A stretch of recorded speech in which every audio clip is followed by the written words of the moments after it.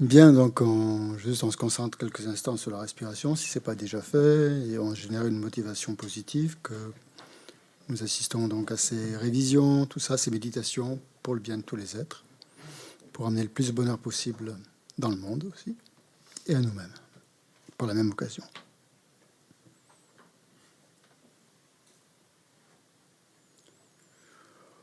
Bon, c'est pas la peine de me faire une offrande de mandala.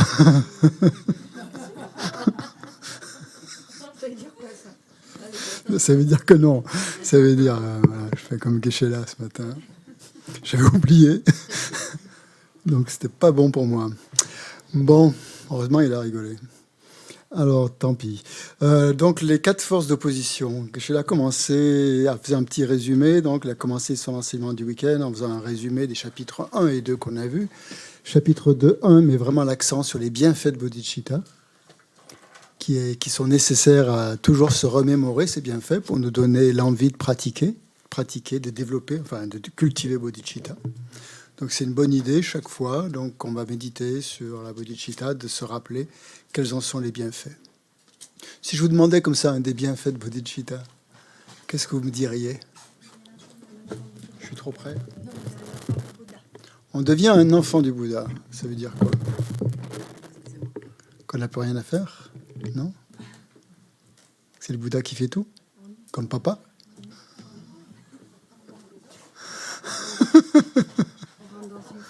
On rentre dans une famille magnifique, digne de respect, etc. Et il va falloir faire attention à ses actes. Mais on est dans la lignée des Bouddhas. Donc, waouh, c'est super. Un autre bienfait? On purifie très rapidement ses méfaits grâce à bodhicitta. Ça va très vite. Ouais. C'est très très rapide. Ouais. Elle accomplit tous les souhaits, la bodhicitta. Ouais, bien vu. Tous nos souhaits se accomplissent rapidement et complètement. Ouais. Elle tranche l'ignorance, la bodhicitta? Voilà. Bon, il faut préciser là. La bodhicitta ultime tranche l'ignorance. Quand elle est associée, qu'est-ce que c'est que la bodhicitta ultime? Alors, qu'est-ce qu'on appelle la bodhicitta ultime? C'est la réalisation de la vacuité, c'est tout? C'est pareil? Synonyme? C'est synonyme. Oui, la sagesse, on appelle ça la sagesse. La sagesse est-ce que la bodhicitta ultime est la même chose que la sagesse qui réalise la vacuité? Non. Ah, ça, c'est facile à dire. Pourquoi? Non, c'est pas pareil. Ah non. C'est pas pareil. Il y a une grosse différence. Ouais. La sagesse est une sagesse. La sagesse est une sagesse, oui, c'est bien. Bien parti, une conscience. Ouais. La bodhicitta ultime, c'est aussi une conscience. Donc de ce point de vue. Parce qu'il faut les deux. Il faut les deux. Pourquoi? Pourquoi il faut les deux? Oui, parce que si on peut avoir la vacuité, on peut avoir la vacuité, et si on n'a pas la... Attends, on peut avoir la sagesse qui réalise la vacuité. La sagesse qui réalise la vacuité, mais si on n'a pas l'esprit d'éveil, on ne devient pas Bouddha. Ça, je suis d'accord. Mais quelle est la différence entre la sagesse qui réalise la vacuité et la bodhicitta ultime? La bodhicitta ultime, elle s'appuie sur la bodhicitta relative. D'accord? C'est-à-dire la sagesse qui réalise la vacuité, à ce moment-là, elle le fait pour le bien de tous les êtres. Elle en appuie sur la sagesse qui réalise la vacuité. Sur la bodhicitta, je veux dire. La sagesse qui réalise la vacuité, elle s'appuie sur la bodhicitta relative. Et vice-versa. Les deux se complètent mutuellement. Et c'est comme ça qu'on devient Bouddha, effectivement. Christian. Oui. Et donc, la sagesse qui réalise la vacuité des Sagat, ce n'est pas bodhicitta ultime. Ah non. C'est sûrement la sagesse qui réalise la vacuité. La sagesse, c'est tout ça, non? Donc, oui, exactement. Oui, exactement. Merci. Voilà. Donc, pourquoi je parlais de ça? Oui, parce que donc on a parlé des bienfaits de bodhicitta, donc premier chapitre. Les 2 premiers chapitres nous mettent en appétit, si je peux dire, et ils nous permettent d'éliminer les obstacles. En fait, c'est ça. Ils ont pour but d'éliminer les obstacles à la prise à la manifestation de l'esprit d'éveil et à la prise des vœux de Bodhisattva. Donc ça élimine les obstacles pour générer qui empêcheraient de générer la bodhicitta. Donc normal, on commence par en voir les bienfaits. Et le deuxième chapitre, de quoi il parle? Des purifications et des accumulations grâce à pas seulement, grâce au début de la prière en 7 branches. Donc dans le deuxième chapitre, qu'est-ce qu'on voit comme branche de la prière en 7 branches? On en voit combien? Ouais, hommage ou prosternation, comme on veut. Ouais. 3, oui, exactement. 3. Hommage et prosternation. Refuge, oui, mais ça fait partie de le refuge, est-ce qu'il entre dans la prière à 7 branches, le refuge? Non. Donc, dans le deuxième chapitre, on voit 3 branches. Hommage, prosternation, offrande, ouais, très bien, et confession. C'est ça, confession. Donc ça, c'est bien, justement, ces chapitres-là. Et le 3e chapitre, donc, on voit les autres branches, c'est-à-dire la réjouissance, les 2 requêtes, la requête d'enseigner, de ne pas partir en nirvana et d'enseigner le dharma, et la dédicace. Donc vous voyez, si vous voulez, en fait, cet ouvrage, ce traité de Shantideva nous permet de pratiquer. On peut extraire, dans ce livre, on peut extraire la prière en 7 branches. Au lieu de se contenter de la petite prière en 7 branches qu'on fait habituellement, où il n'y a qu'une ligne, ça va très vite, on peut prendre ces strophes pour développer un peu notre pratique de la prière en 7 branches. Et c'est fait pour ça. Donc, voilà, je vous invite à bien les marquer, ces strophes-là, puisque vous pouvez, quand vous commencez à pratiquer, quand vous faites, par exemple, n'importe quelle pratique, que vous voulez méditer sur bodhicitta, vous commencez comme ça. Ou sur une autre pratique, dès qu'il y a la prière en 7 branches, vous pouvez vous appuyer sur ces strophes qui sont dans le Bodhicharyatamrita. C'est bien si on les connaît par cœur. Bon, après, si on a envie de mémoriser, on peut s'entraîner à mémoriser. C'est bien de développer la mémoire, surtout quand on commence à vieillir, comme moi. C'est difficile après de s'entraîner, on oublie, mais si on entretient cette mémoire, en mémorisant, ça fait vraiment du bien. Bon, on oublie, c'est pas grave, mais bon, ça fait rien, on s'entraîne. Donc, dans le deuxième strophe que j'ai là parlé, donc des 4 forces d'opposition, la purification donc à l'aide des 4 forces d'opposition, il y a 2 points qu'il a mentionnés, peut-être sur lesquels je voudrais revenir. Il a parlé des karmas. Il a dit que les 4 forces d'opposition donc permettent de se purifier des karmas dont il est certain que nous ferons l'expérience, dont il est certain que nous ferons l'expérience, ou dont nous devons faire absolument l'expérience, c'est-à-dire les karmas certains. Je ne sais pas si vous vous souvenez, il y a une rubrique dans l'Amrim, quand on étudie le karma, les différents types de karma, qui s'appelle karma certain et karma incertain. Ça vous dit quelque chose? Ouais, vaguement.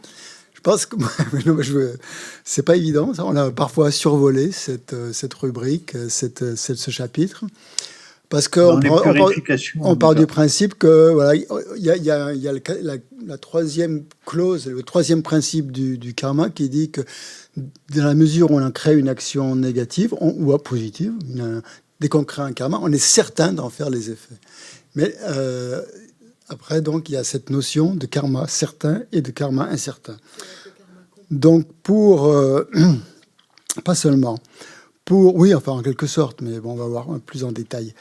Pour l'étudier, ça, je vous renvoie dans l'Amrim à spirale, vous allez le retrouver, c'est vraiment en gros, ça c'est écrit en gros. Et dans celui de Geshe Sopa aussi, vous allez retrouver tout un enseignement là-dessus. à partir de la page, donc si vous avez le texte chez vous, regardez-le, c'est vraiment intéressant. C'est à partir de la page... comment? Oui, le volume 2, ouais, dans le volume 2. Attendez, je l'avais noté quelque part. Mais... page 123 et suivante. Voilà, à partir de la page 123, vous avez karma certain et karma incertain. Donc c'est pas mal. Donc il y a c'est pas de Tsongkhapa, c'est un commentaire. Ça. Donc il donne un extrait, une citation du Yogacara Bhumi d'Asanga, où il dit « Le karma dont il est certain que le résultat sera rencontré est le karma accompli intentionnellement et accumulé. » Il faut les deux. Commis ou accompli intentionnellement et accumulé. Ça, c'est un karma dont on est certain de faire l'expérience. Voilà. Accompli intentionnellement et accumulé. Donc ça, c'est on va voir ce que ça veut dire. Le karma, donc ça, c'est un karma certain. Le karma dont il est certain que le résultat sera rencontré, pas forcément dans cette vie, ça peut être dans d'autres vies. Et le deuxième, le karma incertain, c'est celui qui a été accompli intentionnellement, mais pas accumulé. Qui n'a pas été accumulé. Donc il y a cette notion d'accomplissement et d'accumulation. Non, ça parle pas de... Non, c'est pas ça. Donc la question, quelle est la différence entre un karma accompli et un karma accumulé, vous allez me demander. Donc, toujours dans la citation du Yogacara Bhumi, qu'est-ce qu'un karma accompli? C'est celui auquel vous avez pensé, ou bien après y avoir réfléchi, celui que vous menez à bien avec le corps ou la parole. C'est-à-dire, vous avez tué quelqu'un, et vous y pensez, vous réfléchissez à la manière de le faire, comment vous allez vous y prendre, vous échafaudez tout ça, bien dans votre tête, c'est bien précis, et vous passez à l'acte. Ça, c'est ce qu'on appelle un karma accompli. Parce que il a été accompli intentionnellement. Il y a l'intention et il y a l'accomplissement. Attention, on en est le premier cas, pas trop vite. Donc ça, c'est le karma accompli. Maintenant, karma, on va voir le karma accumulé. C'est bon. Où est-ce qu'il en parle de ça? Le karma accumulé, ben ça, vous allez vous rappeler tout de suite. C'est un karma. Attention, on rentre dans les négations. C'est un karma. Il est défini comme tout ce qui n'entre pas dans une liste de 10 actions qui sont énumérées, que je vais vous énumérer. C'est-à-dire qui est accompli en rêve, qui est accompli sans le savoir, qui est accompli sans en être conscient, qui est accompli sans intensité ni continuité. 5. Qui est accompli par erreur. 6. Qui est accompli par distraction. Qui a été exécuté sous la contrainte. Ou alors des actions de nature neutre du point de vue de l'éthique. Qui a été purifié par le regret. Ou qui a été purifié au moyen de l'antidote. Donc tout karma, qui n'entre pas dans l'une ou l'autre de ces 10 catégories, est un karma accumulé. Okay? Donc le karma n'est pas accumulé s'il rentre dans une de ces 10 catégories que je viens de dire. Okay? S'il n'entre pas dans une de ces 10 catégories, c'est du karma accumulé.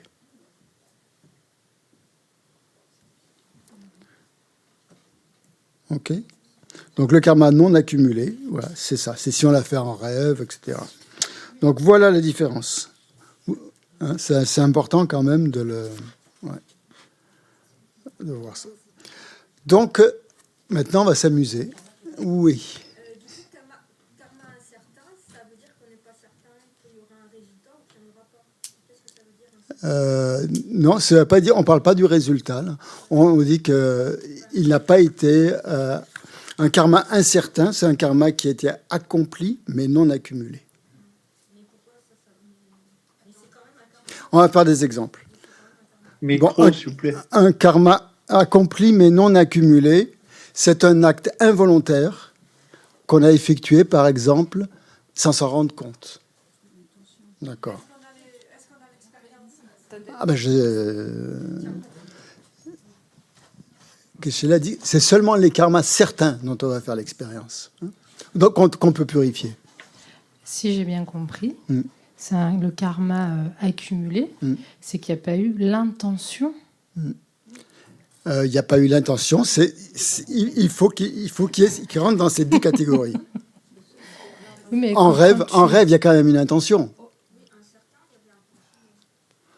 Quand vous rêvez, je ne sais pas. Moi non plus. Donc le karma accumulé, donc, c'est que, par exemple, quand il a été accumulé, mais pas en rêve, par exemple. Hein. D'accord ? Je suis perdue. Question ? Oui. Je suis perdue. Admettons, si, par exemple, c'est pas une question piège, hein. J'espère. On a bu de l'alcool.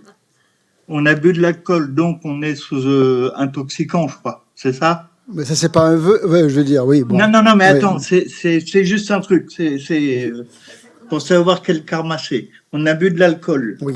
On est positif, mais on tue quelqu'un en volant. Oui. Donc le karma n'est pas complet parce qu'il n'y a pas l'intention. Oui, mais D'accord. il est volontaire ou pas ? Non, il n'est pas volontaire. Il est involontaire.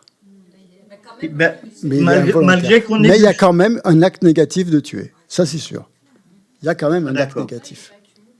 Il n'est pas cumulé. Accompli. Voilà, c'est ça. Christian, Ah ben après, il y a les circonstances, oui. Oui, bien sûr. Donc il y a un karma qui a accumulé, ça c'est sûr.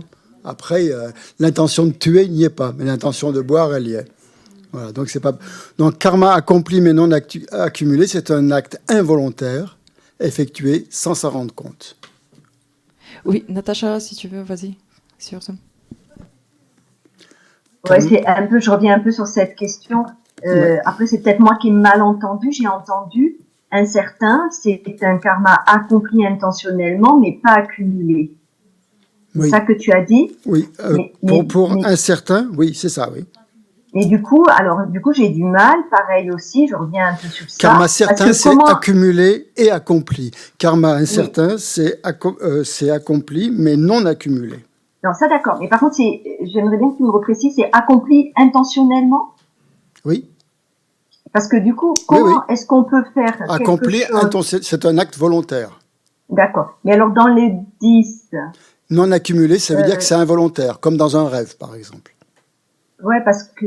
Ça veut dire que c'est non accumulé. Parce que oui, c'est logique, vous n'avez pas forcément tendance à faire ça. Ah oui, alors du coup, ça veut dire que par exemple, quand on dit sans en être conscient, il n'est pas accumulé parce qu'il n'a pas été conscient. Voilà, c'est ça. D'accord, ok, merci. Voilà. Oui, mais là, il y a un petit problème. Parce que quand on prend le volant en ayant bu, on sait très bien qu'on peut tuer quelqu'un. Oui. On sait très bien qu'on n'a pas la maîtrise de sa machine. C'est vrai. Oui. Et alors ? Et alors, ça ne devient pas forcément involontaire. C'est presque volontaire. Quand même pas. J'étais sur la route pendant 25 ans à peu près. Oui. Et tous les matins quand je me levais... C'est de l'inconscience, on ne va pas dire que c'est involontaire. Tous les soirs, quand j'allais au resto, ma hantise, c'était de ne pas boire pour être bien le lendemain matin, pour éviter les enfants à 8 heures, la nuit, à la nuit tombée, passée. Et je me disais, que maintenant que ça pourrait être presque volontaire, puisqu'on sait que quand on a bu, on peut tuer quelqu'un. On a plus de chance, effectivement. Mais enfin, si c'est pas volontaire... Bon, après, c'est le karma. Voilà, bon, c'est à vous de voir. C'est pas facile. Oui. Enfin, je bois plus, de toute façon. Bon, donc, un karma accompli mais non accumulé, vous avez compris, hein, c'est un acte involontaire qui est effectué sans s'en rendre compte. Un karma accumulé mais non accompli. Accumulé mais non accompli. Accumulé mais non accompli. Ça serait par exemple Le fait de passer beaucoup de temps à penser que vous voulez tuer quelqu'un et la meilleure manière de s'y prendre pour le faire, mais que vous ne passez pas à l'acte. Hein? L'acte n'est pas accompli. Hein? Donc ça, c'est accumulé parce qu'il y a l'acte mental. Hein? Il y a l'acte mental qui est malveillant, hein, une malveillance, qui veut faire du mal à l'autre, qui veut le tuer, qui passe beaucoup de temps à réfléchir à toutes ses actions pour le faire, mais il ne passe pas à l'acte. Donc, il n'est pas accompli. Ça, c'est assez simple. Donc, ça fait partie, hein, karma incertain. Ensuite, accompli et accumulé. Ça, c'est facile aussi. Toutes les actions de tuer, si on prend l'action de tuer, hein, par exemple, qui n'entrerait pas dans la liste des 10 catégories, dans la liste des 6, c'est-à-dire pas en rêve, tout ça. C'est tout karma qui ne rentre pas dans cette catégorie, dans les 10 catégories qu'on vient de voir. Oui. Je suis désolée, il y en a un que je ne comprends pas. Je ne comprends pas que le karma accompli intentionnellement, mais pas accumulé. Celui-là, je ne comprends pas comment, par exemple, dans un rêve, il y a une intention. Oui, mais vous ne passez pas vraiment à l'action. Il n'y a personne. Même si vous pensez que vous tuez quelqu'un en rêve, vous ne le tuez pas vraiment. Donc, il n'est pas accumulé à ce moment-là. Il n'est pas accompli. Il est accompli, mais non accumulé. Il est incertain. C'est ce qu'on appelle le karma incertain. C'est ce qu'on appelle le karma incertain. On parlait au point de départ, c'était le karma certain et incertain. C'est ça qu'on essaie de voir. Et on se sert de ces catégories d'accompli et incompli, et non accompli et non accumulé, pour parler des karmas incertains. Donc un karma incertain, c'était pour revenir... Bon, je suis rentré dans ces détails, peut-être je n'aurais pas dû, parce que là, bon... C'était pour vous donner les définitions de karma certain et incertain. Après, c'est à vous de réfléchir. On va peut-être pas le faire en 10 minutes. C'est après de prendre ça chez vous, de prendre le livre et de réfléchir à ça. Donc, ni accompli, ni accumulé. Bon, ça va. D'accord. Geshe-la a enseigné qu'il y avait une des catégories qu'on ne pouvait pas purifier. Ouais. Qu'est-ce qu'il a dit, Geshe-la? Ouais. Il a dit que les 4 forces d'opposition permettent de se purifier des karmas dont il est certain que nous ferons l'expérience. Des karmas certains. Voilà, donc c'est une catégorie de karma. En fait, tiens, puisque plus facile, il y a combien de catégories de karma? Quelles sont les différentes catégories de karma? Vaguement. 3, c'est-à-dire karma méritoire, karma non méritoire et karma non fluctuant, comme elle a dit Valérie, ou karma immuable. Moi, je dis muable ou non fluctuant, comme vous voulez. Ça, c'est les 3 catégories. Qu'est-ce que c'est un karma non fluctuant ou un karma immuable? Donc, il a dit qu'il fallait se réjouir des karmas positifs, des gens, des karmas méritoires, Michel a dit, et même des karmas immuables. C'est les karmas réalisés en absorption profonde? C'est les karmas qui, oui, plus ou moins, qui créent en tout cas des causes pour renaître dans le monde de la forme et du sans-forme. Ouais, c'est ça. C'est ça les karmas immuables. Donc, c'est quand même... Pourquoi il faut s'en réjouir? Des personnes qui créent ces karmas par leurs absorptions méditatives et profondes, oui. Pourquoi il faut s'en réjouir? Parce que c'est ça, c'est pas négatif, c'est quand même... c'est méritoire quand même dans un certain sens, mais bon. Voilà. Ça n'amène pas de souffrance, ni à eux, ni aux autres.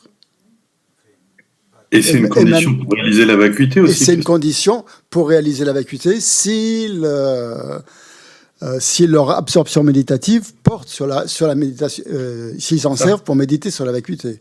S'ils méditent sur Shiné ou autre chose, qui font que ça, ils ne réaliseront pas la vacuité. Mais non. Ouais, voilà.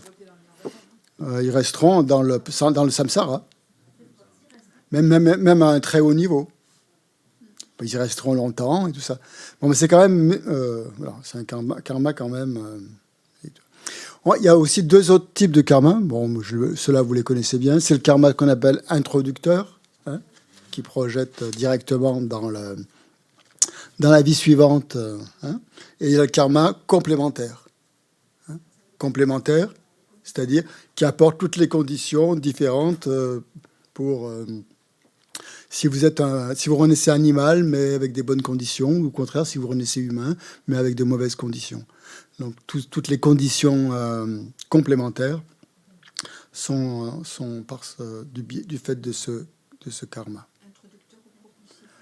C'est pareil, introducteur ou propulsif, oui, c'est exactement pareil. Est-ce que tu peux préciser une question, un petit détail? Oui, vas-y.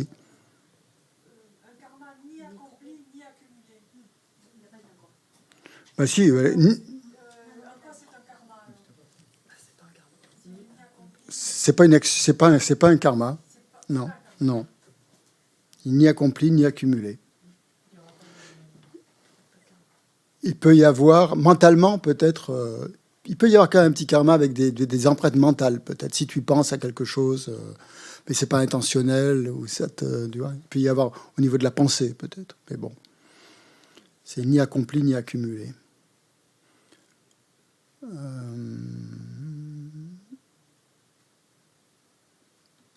Ensuite, oui, une chose intéressante, les 4 forces des 4 forces. Ah pardon, avant de voir les 4 forces, il y a combien de types d'effets au karma? Petite révision du karma, là, on fait. Il y a combien de types, combien de fruits? 3? Oui, 3. 3 ou 4, ça dépend comment on les compte. On peut dire 4, si vous voulez, c'est plus simple. Premier, l'effet de pleine maturation. Okay. Deuxième, ça c'est le 4e, on va dire.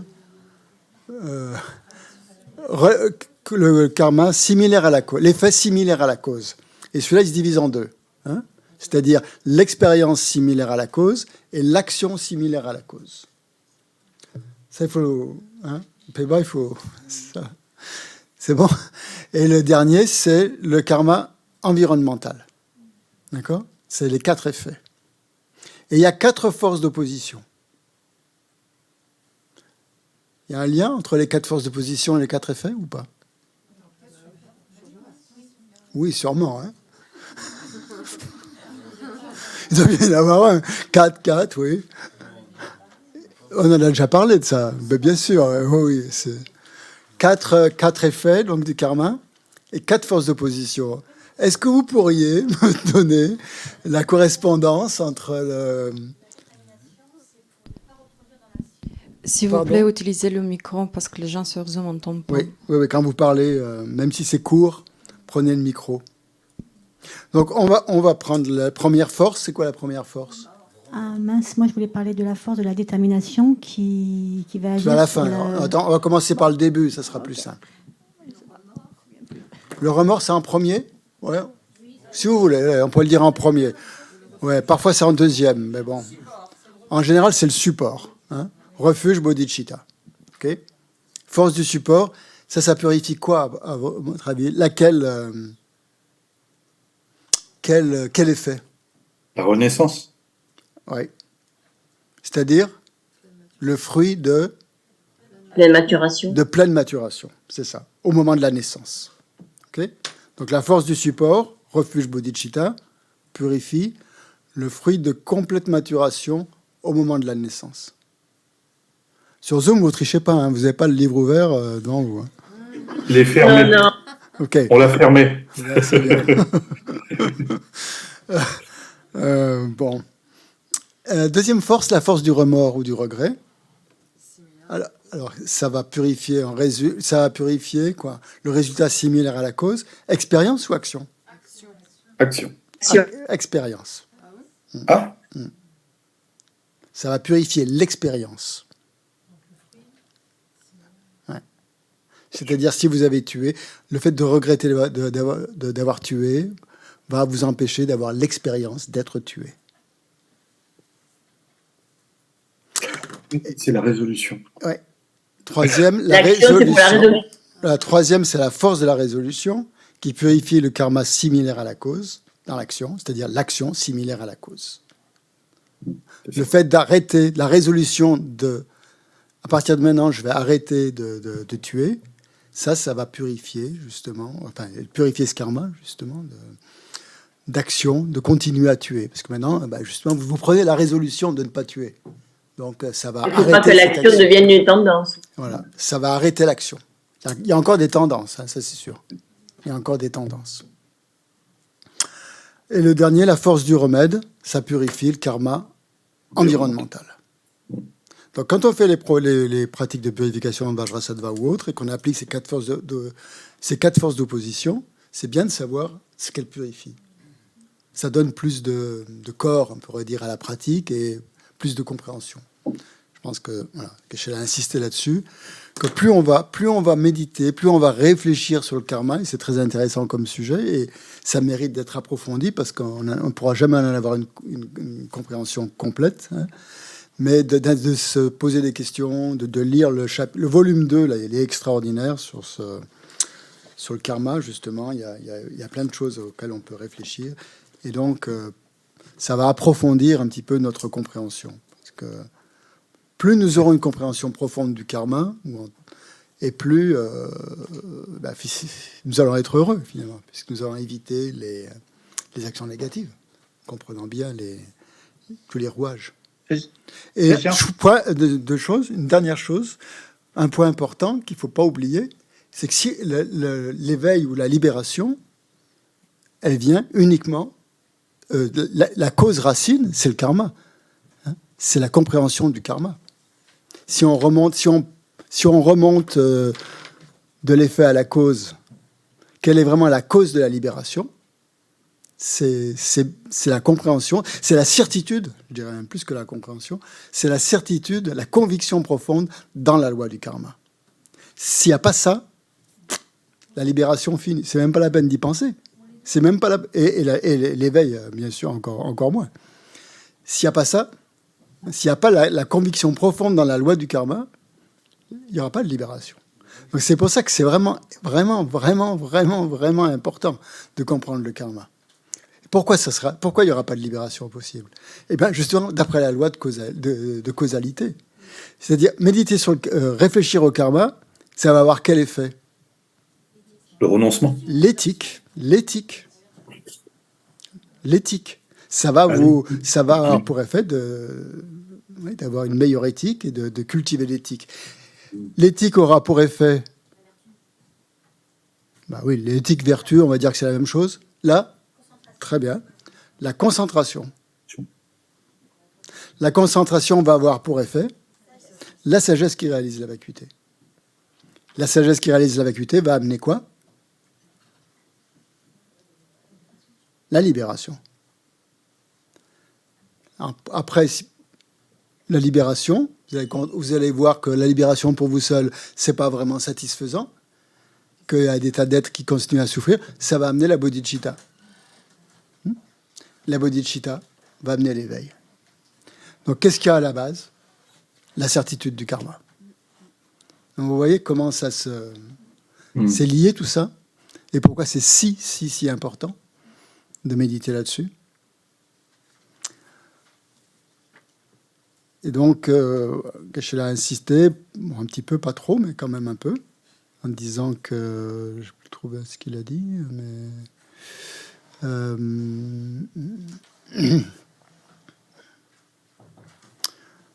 je reprenne. Question? Oui, les quatre forces de...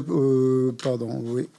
Oui, si le remords est puissant, cela nous empêchera de reproduire les mêmes erreurs. Donc à lui seul, donc parmi les quatre forces, c'est la force du remords qui est la plus forte, la plus puissante, parce que ça va tout de suite entraîner la force de la résolution, automatiquement. Donc importance de la compréhension de la loi du karma. Nous n'en avons pas pour l'instant une compréhension profonde, une conviction profonde. Et plus nous comprendrons ce qu'il faut rejeter, pourquoi et comment, plus notre purification sera forte. Ça, je cite Geshe-la. Ok, donc ensuite on passe à la réjouissance. Question? Oui. C'est juste une question par rapport à ce qui m'est arrivé. J'espère bien. Il y a un karma que je comprends pas. C'est maintenant. Ma famille me parle plus du tout pratiquement. J'ai plus qu'une ou deux sœurs qui me parlent. C'est quel karma ça que j'ai fait les. Je sais pas, Xavier. Je suis pas Bouddha. Je peux pas te dire comme ça quel karma que tu as fait avant pour que ça ait amené telle conséquence. Je sais pas. Tu nous avais donné des exemples, je me souviens, mais ça peut être ça, mais après, bon, faut voir les subtilités. Là. C'est très très compliqué la loi du karma. C'est plus, oui, à la roue des lames acérées, oui, effectivement, il y a. Ça, c'est quelque chose de personnel. Je veux dire, bon, c'est à toi tu peux en avoir une intuition, une compréhension personnelle. C'est difficile pour quelqu'un d'autre de te dire ça la cause ou c'est pas ça la cause. À moins que ce soit un maître vraiment réalisé, mais c'est pas mon cas. Donc voilà. Oui. On peut bien sûr chercher quelles sont les causes de différentes par rapport aux actions qui ont été commises, quels effets ça peut entraîner, etc. Oui, bien sûr. Après, avoir une certitude là-dessus, c'est personnel, je sais pas. Donc après ça, on a vu donc l'importance de la réjouissance. Et là, c'est vraiment très très important aussi la réjouissance. Quelque chose peut-être qu'on néglige aussi parce que je sais pas pourquoi, on n'a pas vraiment tendance à se réjouir de ce qu'on fait. Pourtant, si on écoute l'Amazopa, quand il parle de la réjouissance, c'est incroyable. Hein, quand il nous parle de tous les bienfaits, il nous incite vraiment à nous réjouir sans arrêt de tout le simple fait d'être ici, par exemple, de venir écouter les enseignements, d'essayer de les mettre en pratique, tout ça. Il faut se réjouir de ça. Il y a des gens qui travaillent aussi dans les centres, aussi, comme il insiste beaucoup là-dessus, de penser au karma positif que cela crée, de faire tout ce service ici pour les autres, quel que soit le poste que l'on occupe dans un centre. C'est absolument merveilleux, quoi, le karma qui est créé. Et en se réjouissant. Et le Mazopa dit qu'en fait, ça nous enlève un fardeau de se réjouir. Parce que sinon, tout travail, que ce soit au sein d'une famille, que ce soit dans un bureau, que ce soit dans la vie professionnelle, que ce soit dans un centre du Dharma, si on ne s'en réjouit pas, ce travail devient un fardeau, devient lourd. Et dès qu'il y a la réjouissance, ça allège, ça enlève le fardeau. Donc c'est en ça que c'est très utile. Et ça permet d'atteindre l'éveil plus rapidement. Quel que soit le travail qu'on fait, ça devient, si on s'en réjouit, ça devient tout de suite une pratique du Dharma. Hein, parce que, justement, c'est une cause de bonheur, en fait. Hein, c'est une cause de bonheur pour soi et pour les autres. On est beaucoup plus détendu quand on se réjouit que quand on prend ça comme un fardeau. Donc, automatiquement, les autres s'en ressentent, quoi. Dans nos relations avec les autres, ça transparaît. Hein. Donc, c'est quelque chose qui allège, qui allège notre esprit aussi. Le fait de se réjouir, ça allège l'esprit tout de suite. Et ça a un effet immédiat. Et donc, on dit que se réjouir des mérites, par exemple, des êtres réalisés comme des Bouddhas et des Bodhisattvas, ça apporte à nous-mêmes du mérite. Pas autant, mais on dit à la moitié. Si vous réjouissez des mérites d'une personne qui est au même niveau que vous, vous avez autant de mérites. Etc. Et finalement, on pourrait même se dire que se réjouir des mérites de quelqu'un, c'est même plus fort. Il y a quelqu'un qui disait ça, c'est un maître qui disait ça, c'est plus fort, ça vient pas de moi, c'est plus fort que de faire une action positive. C'est une action positive déjà, mais c'est plus fort que se faire soi-même l'action positive. Pourquoi ? Vous voyez pourquoi ? C'est-à-dire se réjouir des mérites de quelqu'un, c'est plus fort que créer soi-même une action positive. Ça paraît bizarre comme ça. C'est-à-dire, ça paraît tellement facile de se réjouir des mérites des autres, même si on ne le fait pas vraiment. Mais c'est voilà. La jalousie ? Oui, la jalousie, exactement. Ça transforme la jalousie. Donc, ça élimine la jalousie. Donc, ça tue l'ego. En tout cas, ça évite quoi ? L'orgueil. Faire des actions positives, ça peut amener de l'orgueil. se réjouir des actions positives de quelqu'un, ça n'amènera pas de l'orgueil. Au contraire, ça va éliminer la jalousie. Donc c'est assez subtil comme histoire, je trouve. Donc, même si vous ne faites pas d'action, la Mazopa le dit, hein, c'est très très facile d'accumuler du mérite. Il suffit de se réjouir des actions positives des autres. Même si vous ne faites pas d'action positive, vous en réjouissez de celles des autres, et ça ne vous apportera pas d'orgueil. Ça vous apportera, et ça éliminera même votre jalousie. Donc, double effet positif. Et ça nourrit notre envie de faire des actions positives aussi. Ouais, exactement. Triple effet. Donc, source d'accumulation, Geshe a dit, la réjouissance, source d'accumulation d'énergie positive très facilement, sans effort. La réjouissance est cause de bonheur. Donc, se réjouir de tous les gens, disons, qui ont une renaissance humaine, déjà, parce que c'est le résultat, même si ce n'est pas une renaissance complètement précieuse d'existence humaine, c'est quand même le résultat d'un mûrissement de karma positif, une existence humaine. Hein. Et donc là, il y va, Shantideva, en montrant donc toutes les types de réjouissances qu'on peut avoir. Se réjouir de la libération des auditeurs et des réalisateurs solitaires qui atteignent la libération, qui est positif. Après, se réjouir des actions des bodhisattvas qui vont atteindre l'éveil. Donc, ce qu'on appelle donc la libération personnelle ou l'éveil. Donc, qu'est-ce qu'ils éliminent, les auditeurs et les bouddhas par soi et les réalisateurs solitaires? Quel est leur objet d'abandon ou d'élimination? La saisie du soi personnel? Je ne parle pas au niveau de la vacuité. Quel voile est-ce qu'ils éliminent? Le voile des perturbations, le voile afflictif. Okay. Ils éliminent le voile afflictif, hein, pas le voile cognitif. Et les empreintes, pardon. Le voile afflictif, ou le voile émotionnel, je préfère. Le voile émotionnel, c'est-à-dire toutes les émotions négatives, et leurs empreintes. Mais ils n'éliminent pas le voile cognitif, c'est-à-dire les voiles à l'omniscience, puisqu'ils ne deviennent pas Bouddha. Okay. Et ça, c'est au niveau donc, des voiles.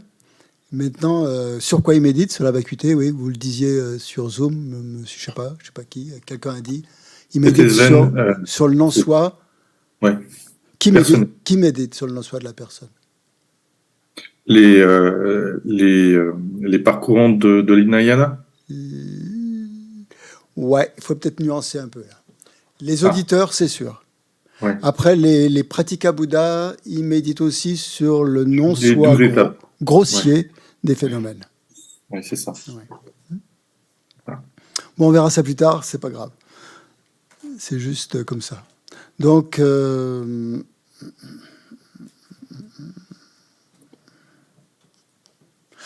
oui, à propos de la réjouissance, la Mazopa dit il a dit dans un discours justement sur la réjouissance que c'était important aussi. Si on avait beaucoup de responsabilités dans son travail, que ce soit dans un centre du Dharma ou que ce soit dans sa vie professionnelle, il fallait s'en réjouir aussi. Parce que plus on a de la responsabilité, en fait, plus on est utile aux autres. Si on fait ça de manière positive, bien sûr. Ouais. Donc, faut pas penser que voilà, j'ai trop de responsabilités, j'aimerais bien en avoir avoir moins, ou j'aimerais voilà. Au contraire, si on a beaucoup de responsabilités, ça veut dire qu'on a le karma pour les avoir, pour les mener à bien, et il faut s'en réjouir parce que justement toutes ces responsabilités nous mettent en contact avec les autres et permettent justement de développer plus de mérite. Voilà, donc on parlait de la réjouissance, se réjouir des vertus qui sont les causes et les effets, il dit Shantideva. Se réjouir des vertus qui sont des causes et des effets. Donc on vient de voir les causes, par exemple, pour les pratika Bouddha, mais des effets aussi, hein, la libération et l'éveil. On se réjouit, c'est-à-dire de l'entraînement de ces auditeurs, de ces Bouddhas par soi, de l'entraînement des bodhisattvas et des effets qu'ils obtiennent. Et ça, c'est une source considérable de mérite. Ensuite, si on passe à la requête de tourner la roue du Dharma, donc là, Geshe-la a dit une chose très importante par rapport à cette strophe numéro 5, là, justement, qui est la requête de tourner la roue de la doctrine. Quand on adresse cette requête, on l'adresse pas seulement au Bouddha, mais puisque nous ne les percevons pas directement, mais nous pouvons diriger cette requête vers nos maîtres spirituels, puisque ce sont eux qui nous enseignent le Dharma, et leur demander justement de continuer ainsi donc à enseigner le Dharma pour nous, ouais, puisqu'on a déjà ce lien avec le maître, cette connexion avec le maître. Donc ça renforce encore notre connexion, et ça crée un lien beaucoup plus intime qu'avec les Bouddhas. Les Bouddhas, on les voit pas, ils sont loin, on les imagine, etc. Mais le maître spirituel, on peut être face à lui, et on est pas, voilà. Donc c'est quelque chose qui est beaucoup plus direct, plus immédiat. Il faut pas oublier de le faire, ça. Ouais. Donc inclure tous nos maîtres. Quand on parle de tous les Bouddhas, quand on dit tous les Bouddhas, c'est important. Je termine juste ma phrase, parce que sinon je vais oublier. Il faut inclure, quand on dit tous les Bouddhas, il faut inclure tous nos maîtres, puisque tous nos maîtres sont des Bouddhas. Voilà la logique de l'histoire. Hein. Donc quand on parle de tous les Bouddhas, c'est pas ceux qui sont, je sais pas où, dans le Dharmakaya et qu'on voit pas, mais pensez aussi que tous nos maîtres sont des Bouddhas. Ouais, Eric. Je voulais savoir s'il était possible de ressentir que le maître est l'essence même de tous les Bouddhas et de la bouddhéité, ce qui inclurait une forme de tantra quelque part. Il est les Bouddhas, le maître est les Bouddhas. Et c'est plus facile pour nous parce que c'est une forme plutôt que les visualisations. Si ça, c'était OK, quoi. Je sais pas bien. C'est quoi, c'est OK? Que le maître soit les Bouddhas, en fait. Il est les Bouddhas. Il est, oui, c'est ça. Oui. Okay. C'est ce qui est dit dans les tantras. C'est ce que Vajradhara a dit. Donc, il a cité, justement, donné la citation de Vajradhara, qui fait preuve d'autorité, donc, qui est source d'autorité. Justement, le maître spirituel, en ces temps dégénérés, j'apparaîtrai sous la forme du maître spirituel. C'est ce que Vajradhara a dit. Donc, j'avais quelque chose à voir. Mais il a surtout dit aussi qu'il faut se figurer que le maître accepte. Oui, il faut aussi, oui, bien sûr, merci de le rappeler, que le maître accepte notre requête, de tourner la roue de la doctrine et de rester. Ça, je pense qu'il a dit de ne pas passer au-delà des peines. Parce que justement, Ananda avait oublié, n'avait pas fait la requête au Bouddha de ne pas partir. Donc, voilà. Donc, cette requête de ne pas passer au-delà des peines, il faut la renouveler sans cesse en adressant à nos maîtres. Je vais juste revenir comme je vous ai demandé hier peut-être quels étaient les arguments pour se prouver à soi-même, bien sûr, que le maître est Bouddha. Donc la première chose, c'est la citation de Vajradhara qui a déclaré que le maître est Bouddha. Donc le Bouddha Vajradhara a promis qu'en ces temps dégénérés, il apparaîtrait parmi nous sous l'aspect de l'ami spirituel, du maître spirituel, et que nous le rencontrerions et que nous le reconnaîtrions. Et ça, je trouvais ça, ce qu'il a dit Geshe-la ce matin, c'était très fort, quand il a reconnu son maître spirituel et qu'il a refusé d'en prendre celui qu'on lui proposait, en disant non, si c'est celui-là, je préfère aller faire des études à Bangalore. Il n'avait que 9 ans. Et il n'avait que 9 ans. Donc nous le rencontrerions et nous le reconnaîtrions. Donc, par conséquent, nous pouvons avoir une foi totale dans le fait que, voilà, parmi nos maîtres spirituels, si on en a plusieurs, notamment, se trouve au moins une émanation du Bouddha Vajradhara. Un micro. Question ? Oui, non, mais c'est micro. Vas-y, oui. Il y en a, oui.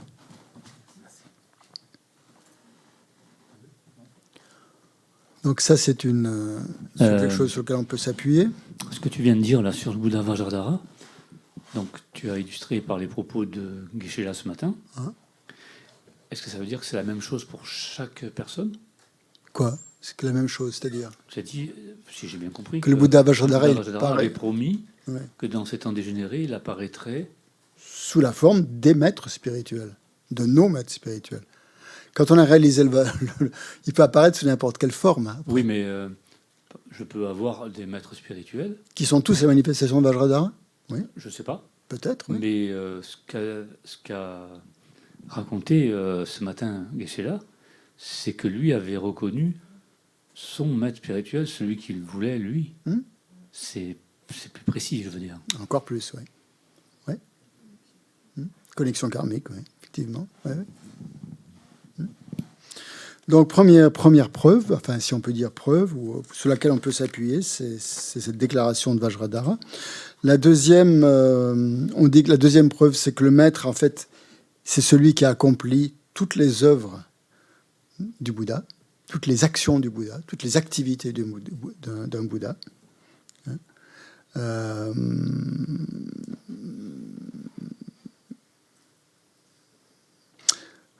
Donc dans les textes, il est dit « Tout comme la lune dans le ciel, bien qu'unique, manifeste une variété de reflets à la surface de l'eau contenus dans divers récipients. De même, la sagesse primordiale de l'esprit de tous les Bouddhas, qui est félicité et vacuité, apparaît sous divers aspects pour discipliner tous les disciples. » Donc voilà, c'est comparé au... Comme la lune, on peut voir le reflet de la lune dans toutes les surfaces d'eau qu'il peut y avoir sur la Terre. On peut voir justement le Bouddha peut se manifester sous tous les aspects qui sont appropriés pour les disciples. Et donc, nous avons la chance de pouvoir voir le Bouddha sous la forme du maître spirituel. Nous avons la chance que les Bouddhas nous apparaissent sous l'aspect de maître spirituel. Parce que s'ils apparaissaient sous la forme d'un autre être, sous une forme inférieure, nous ne les accepterions pas. Okay? C'est ça la logique. Donc ça aide, si vous voulez, ça permet de les accepter en tant que maître spirituel. On n'accepterait pas une forme inférieure. On ne reverrait pas un Bouddha dans une forme inférieure. Maître spirituel, pour nous, c'est OK. Donc, voir que tous nos guides spirituels sont d'habiles manifestations du Bouddha, créées dans le but de nous discipliner. Et s'ils apparaissaient sous une forme trop pure, on ne pourrait pas les voir. Donc, le maître spirituel est juste au milieu, on pourrait dire. Hein. Si c'était trop pur, on ne pourrait pas les percevoir parce qu'on n'a pas la vision pure, à cause de notre karma négatif. Et s'ils apparaissaient sous une forme inférieure, on ne les accepterait pas à cause de notre karma positif, qui est trop fort. En nous faisant considérer les êtres inférieurs comme vraiment inférieurs, et donc ça ne serait pas acceptable pour un Bouddha. Autre chose qui est donnée comme exemple, c'est l'exemple de la loupe. Hein. Vous savez que la loupe, sans la loupe, on ne peut pas allumer un bûcher avec de la paille et tout ça. On a beau avoir le soleil qui est très très très fort, on a beau avoir la paille et tout ça, s'il n'y a pas la loupe, ça ne va pas concentrer les rayons du soleil pour pouvoir donner suffisamment d'intensité à cette chaleur pour embraser. Et donc là, le soleil, c'est l'exemple du Bouddha. Hein, et le brasier, le brasier, c'est notre dévotion au maître. Hein. Donc c'est grâce à ça donc qu'on va pouvoir, grâce à cette loupe, grâce au maître spirituel, qu'on va pouvoir, qui sert de loupe en fait, parce qu'il concentre toute l'énergie des Bouddhas. Sinon, pour nous, ça ne marche pas. On ne pourrait pas. Bon, ça, c'est un exemple assez fort aussi, je trouve. Et le dernier, c'est que, puisque les Bouddhas ont atteint l'éveil, c'est uniquement grâce à la bodhicitta, grâce à la compassion, et les bodhisattvas pareil. Donc, ils œuvrent continuellement au bien des êtres. Ils ne peuvent pas ne pas œuvrer au bien des êtres. Et donc, pour nous, ils apparaissent sous toutes les formes possibles et imaginables pour nous faire avancer. Donc, ils sont constamment avec nous. Et en ce moment même, donc on peut être certain qu'ils œuvrent à notre profit. Et la dernière, c'est qu'on ne peut avoir aucune certitude sur ce qui nous apparaît. Hein. C'est pas parce que les choses nous apparaissent d'une certaine façon qu'elles existent de cette façon-là. La preuve, Les choses nous apparaissent comme permanentes alors qu'elles sont impermanentes. Elles nous apparaissent comme des réalités substantielles et autonomes alors qu'elles sont insubstantielles et interdépendantes. Donc en fait, notre perception, elle est complètement erronée. Donc on ne va pas se fier à notre perception pour juger de la véracité ou de l'existence véritable de ce qui apparaît. Question ? Oui. Je terminerai là-dessus. Oui, vas-y. Oui, c'est une question simple. J'ai lu dans les louanges aux 21 Tara, aux pratiques des 21 Tara, que Tara était une déité spéciale à beaucoup de maîtres, dont Atisha, et tous les quatre Ampa et les 4 écoles philosophiques. Ma question, elle est simple, c'est pourquoi ? Pourquoi ? Oui, pourquoi les maîtres se sont appuyés sur Tara ? Parce que je pense qu'elle accomplit les activités très rapidement et qu'ils ont une confiance totale en elle et qu'elle est capable d'agir de manière très très rapide. Et on dit qu'elle élimine aussi les huit peurs. Donc son action est extrêmement rapide, extrêmement... Et parfois c'est nécessaire.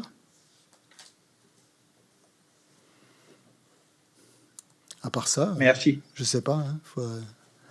C'est une question qu'il faut demander au maître.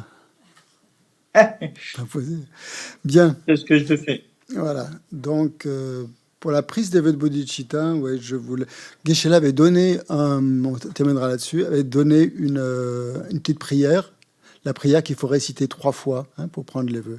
Et il a dit aussi qu'on pouvait s'appuyer sur les 2 quatrains qui sont de Shantideva, qui sont dans le texte, les strophes 23-24, merci. Et aussi, simplement, sur la prière de refuge avec bodhicitta, qu'on récite sans arrêt. Donc voilà, le faire 3 fois le matin, 3 fois le soir. Voilà. Pour la preuve, les preuves que tu as énumérées, c'est dans quelle page dans les Lamrim ? C'est toi qui l'as rédigé ça ? Non, dans le Lamrim, c'est dans la dévotion au maître. C'est dans le... Je sais pas, j'ai pas relevé le numéro de la page. Ouais, c'est dans... Non, je ne l'ai pas écrit.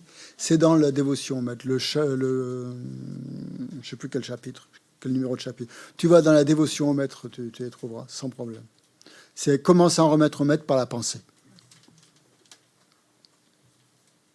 Merci, Christian. Voilà.